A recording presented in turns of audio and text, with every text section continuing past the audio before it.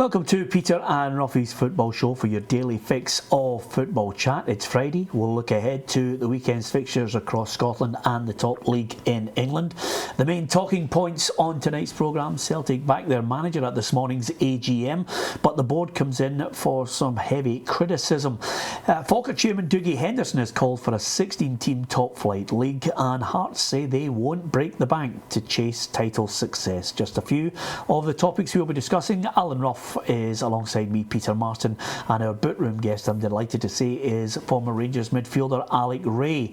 So, to the AGM, rather than going through it chapter and verse, Ruffy, there was a number of points that Celtic were undoubtedly going to come in for a bit of criticism from the shareholders. One, of course, their refusal to pay the minimum wage. They say it's not in the interests of the club at this moment, and of course there was a call for Lord Livingston to be voted off the board. This is of course because he voted in the Lords for the cutting of tax credits. Apart from that, on the field of play, they're looking at Celtic, and it really is a kind of a game of two halves, if you like. Domestically, everything seems bright and cheery, but the managers come in for criticism from some fans for the performance in Europe. But the board are backing him all the way, and the line that came out of this from Peter Lawwell, the chief executive: we look after our managers here and we give them time to progress, which will be sweet music to Ronnie Dyler's ears. It certainly will be, but depends on how long that time will be. It just shows you in the figures how crucial it is for Celtic to be in the Champions League. They're relying that money, whatever it is, 15-20 million, and when that's not there, they have to cut their cloth accordingly. They have to sell players. The crowds drop, and it's something that the owners don't want to see, but it remains to be seen how much time he gets, because obviously with the figures there, if they were to lose another 20 million next year, it could be worse. Yeah, I think even the chief executive is first to openly admit that nowadays financially in Scotland, if an English Premier League club wants a player from Celtic and if the price is right, he's off. Yeah, well, I think in recent years they've actually sold a couple of big assets. If you look at the keeper, Forrest, and Wanyama, Van Dijk. So they've kind of sold year on year over the last few years. Now I don't really see where the next big £10 million player is. I know there's Beaton's been muted at that. Personally, don't see that kind of level as of yet. But I think going back to the AGM, I think the important thing for Celtic is domestically. I totally agree. I think they're running away with everything they should do because of the levels of finance that they're playing against. Some of the clubs are maybe 1/10 less than that. So when you take that into consideration, they should win domestically. I think I said a few weeks ago, before the Europa League campaign, that I felt as if the jury was still out on Ronnie Dyler, because that's where he would be judged, because the landscape's changed when I was playing, where it was Rangers versus Celtic, and that's how you were judged. It's changed now, and I think if you look at the results, it's important for a club like Celtic to try and get into that Europa Champions League qualifiers and things, and get into the where the big money is. And if they don't do that, then obviously you need to try and get a good campaign under the Europa. So the next Thursday against Ajax is crucial in terms of, because we know how it's okay Celtic come out and backing Ronnie Dyler, which is fine, and it'll be good for his point of view. But see, when the tide turns and the fans and then the supporters, that's when it becomes a bit more crucial, and they may well act upon that. Yeah, that's the point. And I think Alex nailed it, Ruffy, because quite simply, you can get all the backing you want, and it's nothing to do with highlighting just Celtic. Chairman and board members react to the fans when there's unrest. Suddenly, the tide will turn. So I think these two games are really crucial for them. Yeah, I don't think it matters what club you're at. We saw it at Man United with Davy Moyes when everything changed there, and the fans were really showing what they felt. And when, unfortunately for Davy, that it was him that fell on it. And you're right, if Ronnie Dyler was just to win the league and nothing else and not qualify for Europa, the fans will act, and they'll act on their feet, and you'll see the crowds dropping dramatically. And then that's when the people in the know start to panic a bit, because as you've just said, there's a lot of shareholders not happy just now. So what light would they be if it got worse? Yep. Okay, from Celtic's AGM to a club that have posted very, very good accounts indeed, your old club Falkirk. Yep. The Falkirk chairman Dougie Henderson has been speaking today. Their figures are excellent. 1.25 million in profit, of course, up 1.1 million I think on last season. They've sold players, They've reached the Scottish Cup final. It is a huge success. There is a plan in place, Alec, to try and get that fourth stand built. And Dougie Henderson today has come out and said, we really need to start to think about a 16-team league. Are you into it? Yeah, absolutely. I think one of the problems you have is familiarity. Obviously Celtic have big numbers in that season tickets. When you see them playing against the likes of the lower teams within that division, because they're there every couple of times a year, I think going back to the old days there was an interest. The away fans came because it was a one trip to Parkhead or Ibrox, so there's that kind of aspect to it as well. When you're playing 4 times, you may well get some teams in the cups as well, so 5 or 6 times in a season is just too much. And when you look at the way Falkirk's run, going back to the figures, it's brilliant. They really gave Inverness an unbelievable run for the money as well in the Scottish Cup. They're developing. They have a great infrastructure, Falkirk, from the top down, and they're buying into the youth setup. Going back to Yogi Hughes and way back there, they invested in that, and it's paying off because they're starting to get a good nuggets coming through their system. And I think it's a very well run club, and I can't speak highly enough about them. Yeah, Robbie, I think when you look at some of the things that we've done since even I can back 1998 onwards, I agree with Dougie Henderson. I think at times we've become the laughing stock of European football. We don't even have a 2-team league for 2 teams to win the championship. We have one. We've tinkered with it that much that I think we should look at it. 16-team league, knockout in the cup competitions, playoffs been a huge success. Keep all that, and obviously a fairer distribution of the wealth has helped a number of clubs. Now with the change in the power base, with Rangers obviously coming through the lower leagues and not having the same say, suddenly other clubs are getting a foothold as well. I just think this is a perfect chance to involve people and try and get our game back on a level footing where maybe fans can actually go to a game and not know the outcome of it. Yeah, I think it's up to the clubs like Falkirk, to push this through, because I think we all remember what was going on when they were all voting, and the power that people were getting more votes than others. I think with the League Cup, they're talking about bringing in the League Cup very early. I think that's a hint of what's to come. If we can get that out of the road by August, and then you can have, back into the 16-team league. But again, it's no replays, Ruffy. No. Straight to a win on the night. Yeah, but I mean, the thing about it is, it's Rangers and Celtic are going to call the shots as well. I don't mean for the voting wise, but they're going to be, as going around the clubs and pulling their weight, and that's what pushes it through. Because as Alex touched on it, they want 4 games. Hibs and Hearts will want 4 games. Dundee and Dundee United will want 4 games. Well, the point is, we all see the sense of just 2. Yeah, but you've mentioned 6 clubs there. They can still have their 4 games, Alec. You can work it out in a 16-team league that they have their 4 games. But I just think there's a need. Alan Stubbs has said, football needs Hibs and Rangers in the top flight, regardless of the fact of what I call, a number of fans who have clearly another agenda. Yep. Whether it's a despise of one club or another. The bigger picture for the greater good of everyone, you need a Hibs, you need a Rangers in the top flight, you need clubs like Falkirk, Wraith Rovers, Dunfermline are a division down again. We need big clubs with big fan bases. No, well, the thing is, if you do that, if you put all them in if you took 3 or 4 Hibs, Rangers, St Mirren, Dunfermline, they're all averaging good crowds. St Mirren can get 5,000 or 6,000 on a good day there as well. You've got the Rangers, Hibs speak for themselves. If you had them on the mix, they'd be able to compete with the teams further up as well. No, I think it's a very good shout from the chairman of Falkirk. Yeah, absolutely. Certainly would like to see that back in our league. And of course, I don't know, do you agree with what I was saying to him about the replays? I don't think there's any need for, penalties on the night. Let's get a bit of excitement on it as well. No, and the thing is, everybody knows what they're doing. A lot of teams come and they'll sit in and they'll try and get a replay and things. At least it gets people coming to see it. It's a proper old-fashioned cup tie. And one other little thing, I'll get your guys' quick thoughts on. I'd like to see standing at a section, safe amount of people in it, but standing at grounds again to give the common man a chance to come back and afford football. No, without a doubt. I remember standing in the East Enclosure when I was a boy watching guys like Tommy McLean, Ali McDonald and all these guys. So, it was great, and you just stand there and we can bring the guy with the macaroon and spearmint chewing gum back and it's all there, Ruffy. Yeah, absolutely. I can remember waving to you in these things. There's a line there, don't go for it. Ruffy, do you agree with that? Yes, I do. And if you go to the ground, you can see it's there already.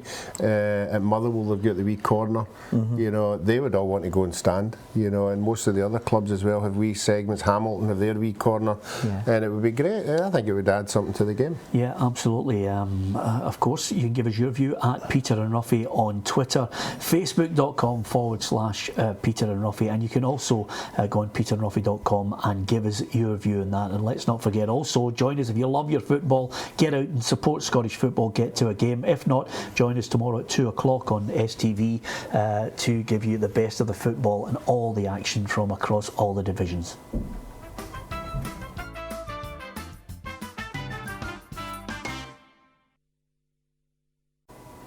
Welcome back to Peter and Ruffy's Football Show. Delighted to have your company. Thank you very much for your support. Monday to Friday, if you love football, you can join us on STV 6:30 with the repeat at 10:30.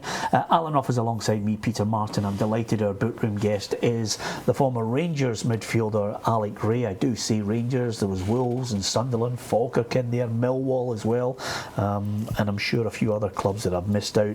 But he's here to chat football. You can interact with us at Peter and Ruffy on Twitter and facebook.com/Peter and Ruffy. And just on a point, Alec, you seem to be the red hot man of the moment with regards to the EBT situation. The BDO have said that they will launch a final appeal over the big tax case at the Supreme Court. No surprise in that from the likes of yourself? No, not at all. I think given the circumstances, I think that was only option to them. You know, they've obviously they won it twice, Rangers, and obviously lost the last one. So it was left to them. Obviously, Sir David's companies are kind of not longer there, so it made sense for it to go down this avenue. Yeah, don't think there's any great surprise on that. It's got a long way to go before we eventually get into the meat and bones of the final decision on that one. We watch with great interest. I'm going to talk about Hearts now because obviously everybody posting their accounts. We already are aware that just over £600,000 was lost in Hearts accounts, but it's a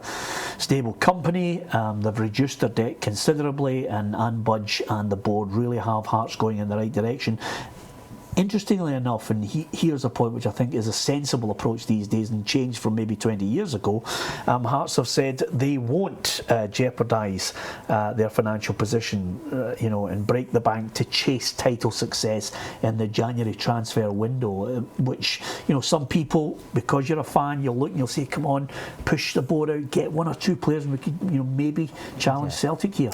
No, not for me. I think if you look at Hearts' progression over the last couple of years, they've got a right good nucleus, and the results don't surprise me in terms of the figures, but they have good assets there that they could quite easily sell one or two of their kids and be in a fruitful position. Going back to the progress in the 2 years, to build something it takes 3, 4, 5 seasons, which allows you to then get closer to them. And this free spending for teams like Hearts and the likes, they'll never, in my opinion, compete with Celtic. And then obviously when Rangers get back, because of the financial clout, they would just chasing something that would probably not be there, in my opinion. So I think it's a wise decision. I think if they can get into Europe, I think it would be a brilliant season for Robbie. I said at the start of the season, I felt as if they would compete with Aberdeen for the second spot on the opening day of the season, and I was people were taken back. But I just look at the squad of players and with the experience and the youth, and I just thought with the having seen the tail end of last season, I wasn't really blown away with their overall standard, so I felt as if they could make that transition, and until now they're actually getting a good account of themselves. Yeah, and of course, Ruffy, Alex has mentioned there that some of the pundits that he was mixing with are taken aback. Not taken aback on this programme, may I add. He's mixing with the wrong pundits, because we had Hearts in the top 3, Ruffy. Yeah, we certainly did right at the start. It's a well-run club, and it's good to see that there's a club who have been in the depths, have learned a lesson, and come back and run the club accordingly, and that's what it looks is happening there. And as Alec was saying there, they've got players that can move on, but it's good to see that. I think they're looking at the league and they've played all the teams and they know they're good enough now to be second, third, fourth Yeah. Ruffy, did you actually say they would finish second? Peter said second, I said Did third. you say second, Peter? Yeah. See, really, that's football knowledge. Well done, kid. I just told you, you're hanging about with the wrong guys. You come on the programme, you enjoy yourself, you get a wee bit of good punditry, and then you get back to that other place. Anyway, apart from that, they're against Dundee, your old side, at the weekend. And the point I'm about to make here, this is the 8th consecutive, home tie. 16,000 fans are out there. They are backing them all the way. So there's a desire, to go and see Hearts. You're chasing tickets now. That's great. I think the thing I've just mentioned about Hearts was obviously the progression on the pitch, but what's happened is because of the circumstances where they get relegated, and they obviously started the supporters' trust and all that to try and kind of put money back into the club and things. And what it's done is it's galvanised them actually to take a step back. It's allowed them to take 2 steps forward. And like you said, is they're trying to run the company with Anne Budge in the right manner, and I think they've done a terrific job. Yep, absolutely. So Hearts against Dundee at the weekend. Of course, Celtic at home to Kilmarnock. I was talking last night, Ruffy. Of course, you were talking to Lee McCulloch as well. It's a tough job for Gary Locke even to go there. They've only had 1 win, Kilmarnock, in 60 years at Celtic, so it'll be a tall order for them to get one tomorrow. Yeah, they'll have to go there and sit in and see if they can handle the first 20-25 minutes, see if they can steal something. But some teams have done it before. We saw Hamilton going there. I just can't see it tomorrow. I can't. Did he not play in that game? What game? 60 years ago. I was thinking, what game?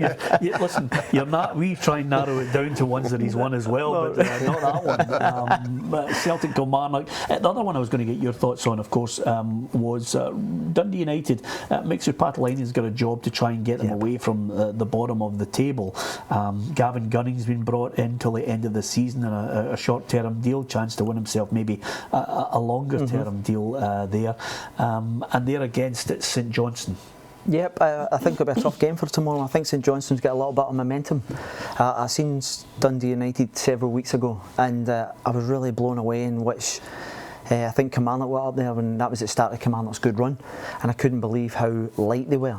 They didn't have a lot of presence about their team. There was a lot of young kids, and they got overrun that day. So, I think it's going to be a tough season. I think the quicker it gets to January for Mixu to try and add a few additions, whereas you look at St Johnstone's the polar opposite. They have a team of seasoned professionals who all know the level, who all go about their business, 6, 7s every week, and that's one of the reasons why they're in the top 3 or 4 every year. So I would expect St Johnstone to turn them over tomorrow. Okay, and Ross County Motherwell? Ross County for me. I know we've got a pundit on our show who thinks Motherwell are going to win that one. Yeah, I'm going to go. Sorry, I'm just. Are you going for Motherwell as well? You know the reason why I'm going for Motherwell? Yeah. I want Big Mark to get the bonus money. Yeah. He obviously needs his money. Yeah. There's another little how many battles are you going to pick? Listen, it's all on the fun of the game, Peter. Yeah, absolutely. And of course, Partick Thistle against Inverness, Ruffy, I struggle with Partick Thistle. We all know they can come up with a goal, but they can't come up with that decisive one when it's 1-0 to get the second one to kill off the games. And I've said it a long time. Alan Archibald must have horrible nights. Winning games quite comfortably, and then last 10 minutes something all goes pear-shaped, and he really just needs somebody to come up with that second goal, but I don't think he's got anybody there just now. Okay, in the Championship it's just a fantastic race. You couldn't ask for anything better. Falkirk, got to get your thoughts on this. They're just tucked in behind Hibernian, and I've had a bet with Ruffy that John Baird's going to score 25 goals. I'm 24 hours into the bet and I'm shaking at the moment. I'm thinking, have I gone too early on this? What's he on at the moment? He's on 13 with 23 games left and cup games still to come. A stick on.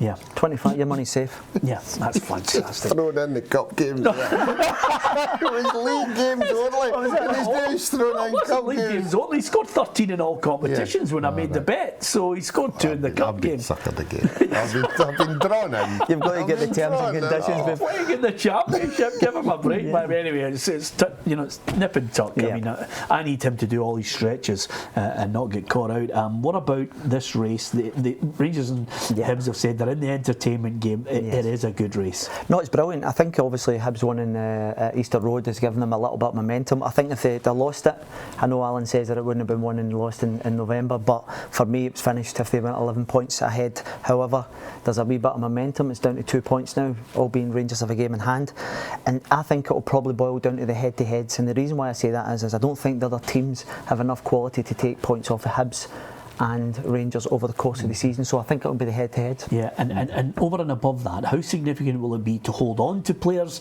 and maybe to recruit players? Yes. Oh no, well, the thing is, obviously, Matt Warburton said he'd like to add 1 or 2 in January.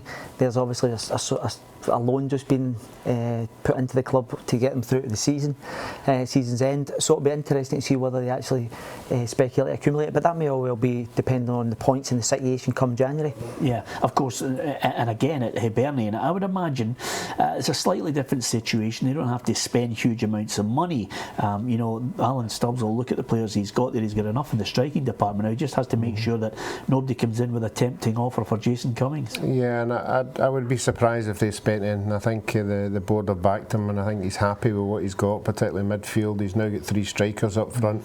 He's got Keaton scoring as well, so I would really be surprised if Hibs were to add in. Yeah, do you think it's going to the wire? I still think Rangers have won it relatively comfortable over the course and distance. But going back to the Hibs thing, I went to see the Scotland last Friday, and the boy McGinn was brilliant. He offered a lot and technically good, strong. Excellent.